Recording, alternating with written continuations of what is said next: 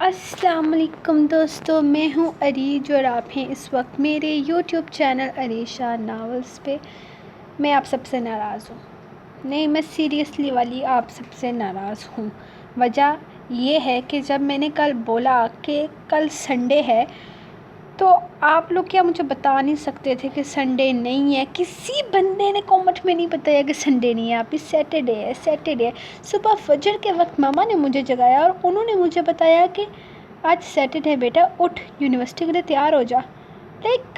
اتنی خوش تھی میں، اتنی زیادہ خوش تھی، اور آپ لوگوں نے میری خوشی ملا میٹ کر دی۔ کمنٹ میں ہی بتا دیتے، میں پڑھ لیتی، سکون کا وہ سانس لیتی، یقین ہو جاتا کہ جانا ہے صبح ہر حال میں، لیکن نہیں، میں تو اتنی خوش تھی۔ چلو یار، آج کل پڑھائی کی تھوڑی ٹینشن ہے، تھوڑا اسٹریس ہے تو بندہ بھول جاتا ہے، لیکن آپ لوگ میرے ساتھ ایسا کیسے کر سکتے ہو؟ مجھے یقین نہیں آ رہا۔ صبح اتنی مشکل سے اٹھ کے میں گئی ہوں، میں نے فجر کے وقت اپنی اسائنمنٹ کمپلیٹ کی ہے دوسری والی، کہ میرے دماغ میں یہ تھا کہ کل سنڈے ہے، یار میرے گھر والوں میں سے کسی نے مجھے نہیں یاد کروایا کہ کل سنڈے ہے۔ صبح فجر کے ٹائم پہ مما نے مجھے بتایا کہ بیٹا سیٹرڈے ہے اور آپ کو جانا ہے یونیورسٹی، اٹھو، بس بہت ہوگی نیندیں۔ خیر چلی تو میں گئی، سر ناصر سے بےعزتی بھی کروا لی، کوئی بات نہیں یار، آپ لوگوں کے لیے میری بےعزتی بھی کروا لی، لیکن آج میں نے صرف اور صرف پڑھائی کی ہے۔ یس، صبح سے لے کر شام تک میں نے صرف پڑھائی کی ہے۔ میں نے ناول کی دوسری ایپیسوڈ بھی نہیں لکھی، میرا پکا ارادہ تھا کہ میں آج بھی آپ کو 2 ایپیسوڈز دوں گی، لیکن نہیں، آپ لوگوں نے کل میرے ساتھ بے ایمانی کی تو آج میں آپ کے ساتھ بے ایمانی کر رہی ہوں۔ اب ایک ہی ایپیسوڈ پہ گزارا کرو۔ ابھی جس تقریباً 11:30 بجے کے قریب ہماری لائٹ واپس آئی تھی، شام سے گئی ہوئی تھی کیونکہ بہت آندھی طوفان والی کمال کی بارش ہوئی ہے۔ مجھے بتانا اور کدھر کدھر بارش ہوئی ہے، اتنی تیز بارش، اور پھر برف بھی گری ہے، اور پھر اتنی ٹھنڈ ہو گئی ہے، اچانک سے سردی آ گئی ہے۔ اور بس اب میں مزید باتیں نہیں کروں گی، اب میں ایپیسوڈ ریڈ کروں گی۔ میں محنتی بچی ہوں، اچھا مجھے پڑھائی بھی کرنی ہوتی ہے، صرف ناول نہیں لکھنا ہوتا۔ اچھا سوری، کچھ زیادہ ہو گیا، کوئی گل نہیں، چلو ناول سٹارٹ کرتے ہیں آج کی ایپیسوڈ۔ جان عشقم، قسط نمبر 105، تحریر عریج شاہ۔ عنایا غصے سے وہاں سے باہر آ نکلی تھی، وہ تقریباً بھاگتے ہوئے اس کے پیچھے آیا تھا۔ وہ اسے اکیلے نہیں جانے دے سکتا تھا کیونکہ یہاں پر ڈرائیور نہیں تھا اور عنائش بھی مکرش کے ساتھ جا چکی تھی۔ ایسے میں وہ اسے کبھی بھی تنہا نہیں چھوڑ سکتا تھا، چاہے وہ اس سے کتنی ہی خفا کیوں نہ ہو، لیکن وہ اسے اس طرح سے چھوڑ کر تو ہرگز نہیں جا سکتا تھا۔ اسے کسی بھی حالت میں اسے اپنے ساتھ واپس لے کر جانا تھا۔ وہ جانتا تھا یہ اس کے لیے کافی زیادہ مشکل ہے، کیونکہ عنایا اس کے ساتھ کہیں بھی جانے کے لیے ہرگز تیار نہیں ہوگی، لیکن یہ اس کی مجبوری تھی۔ اس کی ناراضگی، غصہ، نفرت، ہر چیز اپنی جگہ، وہ اسے اکیلا چھوڑ کر جانے کا رسک نہیں لے سکتا تھا۔ اسے ہر حال میں اسے اپنے ساتھ لے کر جانا تھا۔ وہ باہر آیا تو عنایا کسی گاڑی کی تلاش میں نظریں دوہرا رہی تھی۔ میں تمہاری ناراضگی، غصہ بہت اچھے طریقے سے سمجھتا ہوں، لیکن ذرا سوچو کہ تم یہاں سے اکیلی کیسے جاؤ گی؟ عنائش واپس گھر جا چکی ہے اور اس وقت میں تمہیں کسی ڈرائیور کے ساتھ ہرگز نہیں جانے دوں گا۔ تھوڑی ہی دیر میں اندھیرا ہو جائے گا۔ کم از کم تم مجھ پر یقین تو کر سکتی ہو کہ اس وقت میرے ساتھ گھر تک جا سکو۔ کیا میں تمہارے لیے اتنا بے یقین ہو چکا ہوں؟ وہ اسے دیکھتے ہوئے کہنے لگا۔ دیکھیں پلیز، میں آپ سے کوئی بات نہیں کرنا چاہتی، وہ اپنے موبائل پر لگے ہوئے اس سے بولی تھی۔ یقیناً وہ کسی کو فون کر رہی تھی، لیکن کس کو یہ وہ نہیں جانتا تھا۔ عنایا بچپنا مت کرو، دیکھو رات ہو رہی ہے، میں تمہیں اس وقت اکیلا کہیں نہیں جانے دوں گا، وہ اسے سمجھاتے ہوئے بولا۔ مجھے آپ کے ساتھ کہیں نہیں جانا، سمجھے آپ؟ وہ غصہ ہونے لگی تھی۔ ہاں، میں تمہارا راستہ چھوڑ رہا ہوں، لیکن تمہیں اکیلے چھوڑ کر نہیں جاؤں گا۔ تمہیں ہر قیمت پر میرے ساتھ چلنا ہوگا۔ میں تمہیں یہاں اکیلا تو ہرگز نہیں چھوڑ کر جا سکتا۔ وہ اپنی ضد پر قائم تھا، جبکہ عنایا کو اس پر غصہ آ رہا تھا۔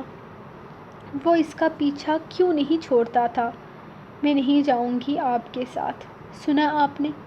وہ مسلسل فون کان سے لگائے غصے سے بولی تھی، لیکن نہ جانے کیا وجہ تھی کہ شناور اس کا فون ہی نہیں اٹھا رہا تھا۔ پتہ نہیں اسے کیا ہو گیا تھا، وہ اس کا فون کیوں نہیں اٹھا رہا تھا۔ تھک ہار کر اس نے فون اپنے بیگ میں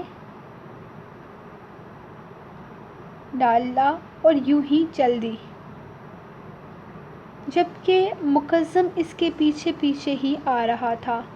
وہ کسی بھی قیمت پر اسے اکیلا نہیں جانے دے سکتا تھا، جبکہ وہ اس سے تنگ آ چکی تھی۔ حد ہے، وہ کب سے فون کر رہی ہے، کم سے کم فون تو اٹھا۔ وہ ٹی وی دیکھنے میں بزی تھا۔ زراور نے اس سے کہا، تو تجھے نظر نہیں آ رہا؟ میں فلم دیکھ رہا ہوں اور میں بہت بزی ہوں، کسی ایرے غیرے سے بات نہیں کر سکتا۔ وہ غصے سے جواب دیتا پھر سے ٹی وی کی طرف متوجہ ہو گیا۔ ایک تو اور ایک تیری ناراضگیاں۔ کیا میں کم تھا یہ سب نخرے اٹھانے کے لیے جو اب تو نے عنایا کے ساتھ بھی یہی کام شروع کر دیے ہیں؟ وہ افسوس کرتے ہوئے بولا، میرا دماغ خراب کرنے کی ضرورت نہیں ہے۔ اگر بہت زیادہ پیاری ہے نا اپنی بہن تو لے خود بات کر۔ تجھے نہیں پتا کہ وہ کیوں فون کر رہی ہے، لیکن شناور شاہ جانتا ہے اسے نہ صرف میرا دل جلانا ہے اور کچھ بھی نہیں۔ مجھے یقین ہے اس وقت بھی کسی ہوٹل میں بیٹھ کر آرام سے آئس کریم ٹھوس رہی ہوگی، یا تھوڑی دیر میں اس طرف آنے والی ہوگی، یا شاید پہنچنے والی ہوگی، یا ڈرائیور نے انہیں واپس گھر لے جانے سے انکار کر دیا ہوگا تو ایسے میں انہیں ایک ڈرائیور کی ضرورت ہوگی۔ تیری بہن کو ایویں بس میری یاد نہیں آتی، جب آخر لیول کی کوئی مجبوری ہوتی ہے نا تب یاد آتی ہے۔ اور اب اس لڑکی کے لیے نام میری فلم خراب کرنے کی ضرورت ہے؟ تھوڑی دیر میں اپنی شکل دکھائے گی تو جتنی باتیں کرنی ہوئی کر لینا۔ وہ سخت نگاہوں سے اسے گھورتے ہوئے بولا اور پھر سے ٹی وی کی طرف متوجہ ہو گیا۔ اس بار زراور نے کچھ بھی نہیں کہا تھا۔ وہ جب اسے کچھ کہتا تھا پچھتاتا ہی تھا، تو بہتر تھا کہ وہ اس کے منہ ہی نہ لگے۔ اسے تو اس وقت اپنی فلم سے مطلب تھا۔ عنایا اور عنائش آنے والی تھی، یہ بات سن کر زرشے خوش ہو گئی تھی، لیکن اس بات کا اظہار اس نے شناور کے سامنے ہرگز نہیں کیا تھا۔ اس کے شوہر کا یہ بھائی کب کس بات پر برا مان جائے وہ جانتی ہی نہیں تھی۔ برا نہیں بلکہ بہت زیادہ عجیب قسم کا انسان واقع ہوا تھا یہ شخص۔ اسے یہ سمجھنا زرشے جیسی لڑکی کے بس سے باہر تھا۔ وہ تو بس عنایا اور عنائش کے آنے کا انتظار کر رہی تھی، اور پھر ان لوگوں کے لیے کچھ بنانے کچن میں چلی گئی۔ وہ دونوں مارکیٹ سے آ رہی تھی تو یقیناً ان دونوں نے ڈنر نہیں کیا ہوگا، اور زرشے کا ارادہ تھا کہ وہ یہیں پر کھانا کھا کر جائیں۔ باہر اندھیرا ہوتا جا رہا تھا تو یقیناً اب کھانے کا وقت تھا۔ وہ جلدی جلدی ہاتھ چلاتی ان لوگوں کے لیے کچھ اچھا سا بنانے میں لگ گئی تھی۔ اب تو بس ان کے آنے کا انتظار تھا۔ اس کی کوشش تھی کہ وہ ان دونوں کے آنے سے پہلے کھانا تیار کر لے، لیکن اب پتہ نہیں کہ وہ اس کوشش میں کتنی کامیاب ہونے والی تھی یا نہیں۔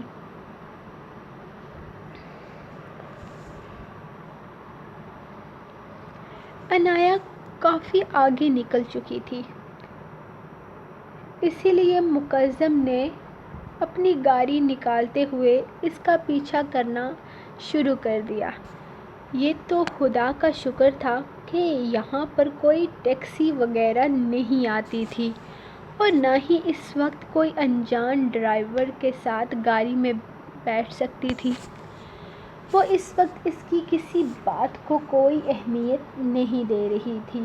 وہ جانتی تھی کہ وہ اس کے پیچھے آ رہا ہے، لیکن پھر بھی وہ رکی نہیں بلکہ تیز قدم اٹھاتی آگے بڑھتی گئی۔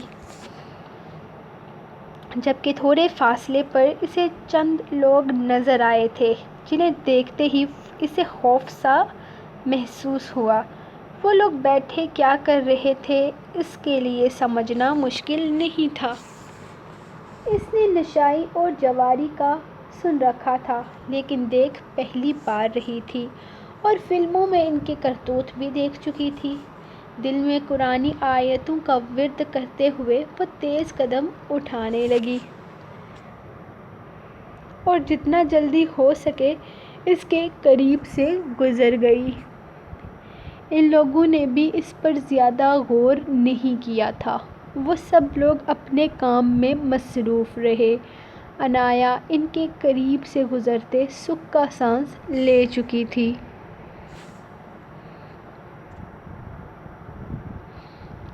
لیکن یہ کیا؟ آگے تو جنگل تھا اور آسمان پر بجلی چمک رہی تھی۔ تھوڑی ہی دیر پہلے والی روشنیاں اندھیرے میں بدل چکی تھیں۔ رات شروع ہو چکی تھی۔ رات کے ساتھ ساتھ اس اندھیرے سے اب اسے ڈر لگ رہا تھا۔ وہ آگے قدم نہیں بڑھا سکتی تھی۔ آگے جنگل کے علاوہ اور کچھ نہیں تھا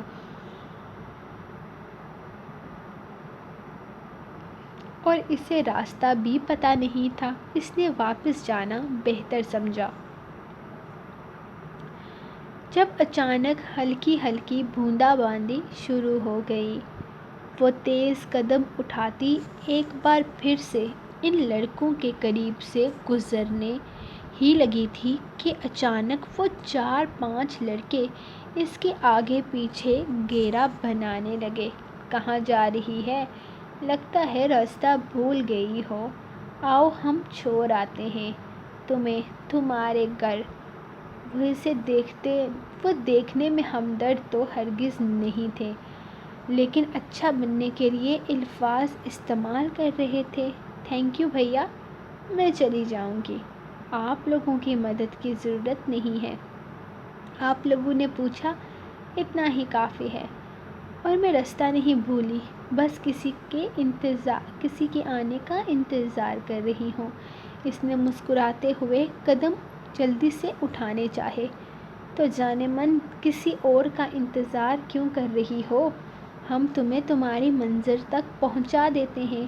اب ان میں سے ایک آدمی اس کے قریب آتے ہوئے اس کا ہاتھ تھامنے لگا۔ جانے من ہوگی تیری ماں، ہٹ پیچھے۔ وہ غصے سے اسے دھکا دیتے ہوئے وہاں سے بھاگنے کی کوشش کرنے لگی۔ پکڑو اسے، بھاگنے نہ پائے۔ اب ان میں سے ایک آدمی کی آواز اسے سنائی دی تھی۔ ہوٹل کی طرف جانے کے بجائے وہ دوسری طرف آ گئی تھی۔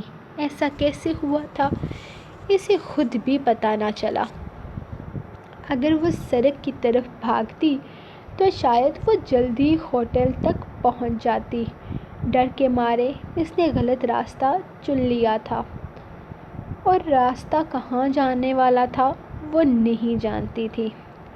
بس وہ بھاگے جا رہی تھی اور وہ 5 گنڈے اس کے پیچھے بھاگ رہے تھے۔ مقدم کہاں چلا گیا تھا اسے نہیں پتہ تھا، اور نہ ہی مقدم کا خیال اس کے دماغ میں آ رہا تھا۔ اس کے دماغ میں بس ایک ہی خیال آ رہا تھا، اور وہ خیال تھا شناور شاہ کا۔ بے شک ہم مصیبت میں اسی کو یاد کرتے ہیں جو ہمارے دل کے سب سے زیادہ قریب ہوتا ہے، اور آج کل اسے شناور کے علاوہ اور کسی کا ہوش ہی نہیں تھا۔ وہ مسلسل دعائیں کر رہی تھی کہ کہیں سے شناور آ جائے، لیکن یہ دعائیں ہی رہی۔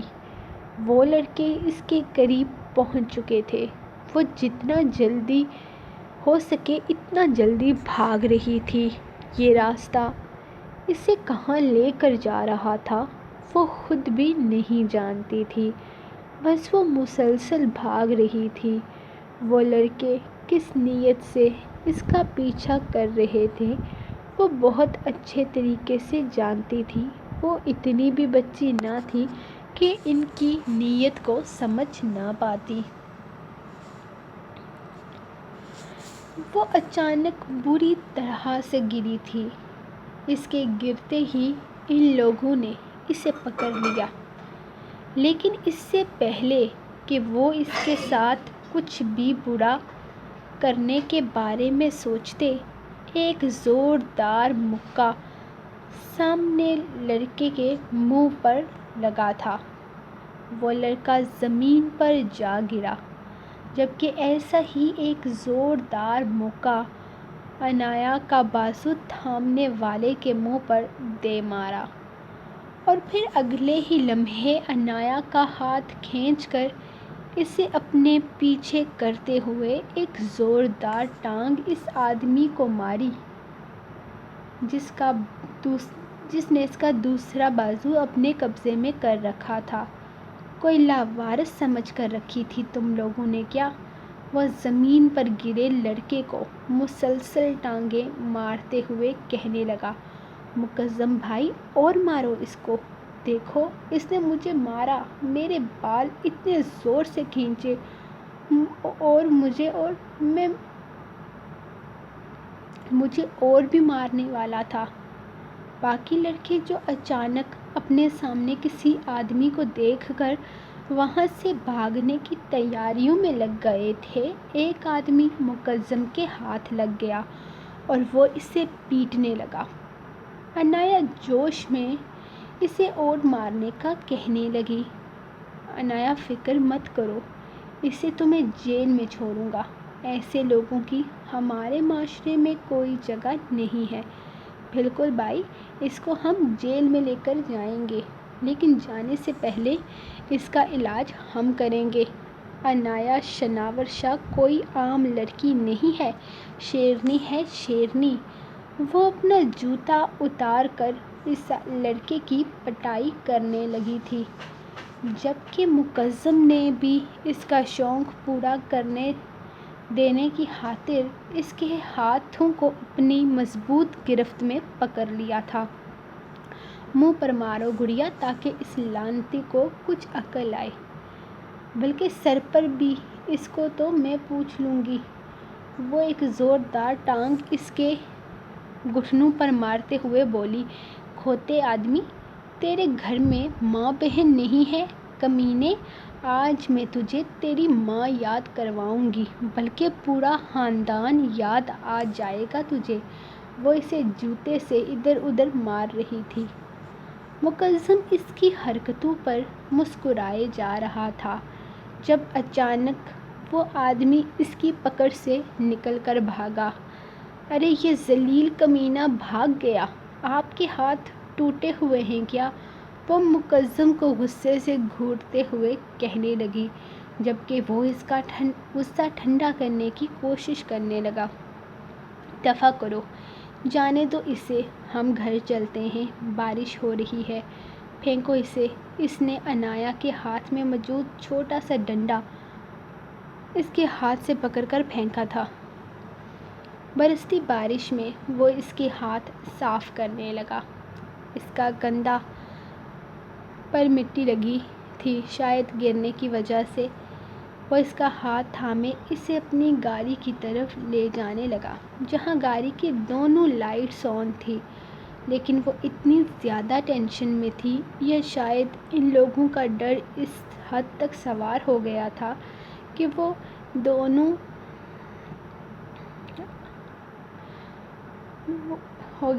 اس کے دونوں ہاتھوں کو تھامے گاڑی کی طرف بڑھ رہا تھا۔ اس وقت وہ بالکل کوئی شیرنی محسوس ہوتی تھی۔ یہ الگ بات تھی کہ تھوڑی دیر پہلے اس کی ساری ہیرو پنتی نکل چکی تھی۔ سو گائز، یہ رہی آپ لوگوں کی آج کی ایپیسوڈ۔ پلیز چینل کو سبسکرائب کریں، ویڈیو کو لائک کریں، کامنٹس کریں۔ ویسے آج کا ریویوز بہت کم آ رہے ہیں، مطلب میری آرمی کو پتہ نہیں کیا ہو گیا، ساری ان ایکٹیو ہو گئی ہے، بہت کم ریویو آ گئے یار۔ وہ میری بس کوئین دیتی ہے، اور کون دیتا ہے یار؟ ہاں ہیرا ہاں نا، آپ کا پری اپروول لگ جائے گا۔ کوئی مسئلہ آ رہا ہے، سمجھ میں نہیں آ رہا۔ آج کل گروپ میں نا کوئی بھی کچھ بھی ہم پوسٹ کرتے ہیں، خاص کر کسی مرے ہوئے آدمی کی تصویر غلطی سے بھی اگر پینڈنگ پوسٹ میں آ جائے تو ہماری پوسٹنگ بلاک ہو جاتی ہے، پتہ نہیں کیوں، کچھ ایشوز چل رہے ہیں، تو آپ کی اس لیے پری اپروول نہیں لگ رہی۔ کچھ لوگوں کے ہٹائے تھے تو ان کے ہٹے بھی نہیں، تو آپ کی ہم لگا دیں گے، آپ بالکل بے فکر ہو جاؤ اور پریشان نہیں ہونا۔ آپ بہت زیادہ پوسٹنگ کرتے ہو، سچی بات ہے یار، آپ اتنی زیادہ پوسٹنگ کرتے ہو، اتنا پیار دیتے ہو، اتنی ایڈیٹنگ بناتے ہو، قسم سے ہیرا دل خوش ہو جاتا ہے۔ اور باقی سارے جو میرے ان ایکٹیو ریڈرز ہیں، ان کی تو میں بینڈ بجاؤں گی۔ بہت ہو گیا یار، غصہ مت چڑھاؤ مجھے، کدھر چلے گئے ہو سارے؟ خیر، نہ تو آپ لوگ جنونیت کو ٹھیک سے رسپانس کر رہے ہو، نہ ہی آج کل آپ اس ناول کو رسپانس کر رہے ہو۔ ویسے اگلے دنوں میں میرا صرف جنونیت پہ سارا کانسنٹریٹ چلا جائے گا، پھر دیکھوں گی میں آپ لوگوں کو، پھر بات ہوگی ہر چیز کے بارے میں۔ خیر فی الحال میں جا رہی ہوں کہ ویسے آج یار میں جتنی مرضی باتیں کر سکتی ہوں، کیونکہ صبح سنڈے ہے اور سچی والا سنڈے ہے، جھوٹے والا نہیں ہے۔ کل تو آج تو جھوٹے والا سنڈے ہو گیا نا، کل سچی والا سنڈے، اور کل میں گھر پہ ہوں تو بہت مزہ آنے والا ہے۔ باقی لیکن میں آپ سے باتیں کیوں کر رہی ہوں؟ آپ سے تو میں ناراض ہوں نا، مجھے خود ہی یاد آ گیا۔ ہاں ابھی میں نہیں باتیں کروں گی آپ سے، ابھی میں جاؤں گی صرف میری جانو ہیرا اور ایک اور بندی ہے، رک جاؤ، انونسنٹ بولے تو فائزہ راجپوت۔ ہاں بس آپ دونوں سے ناراضی ہوں میں، باقی سب سے میں ناراض ہوں۔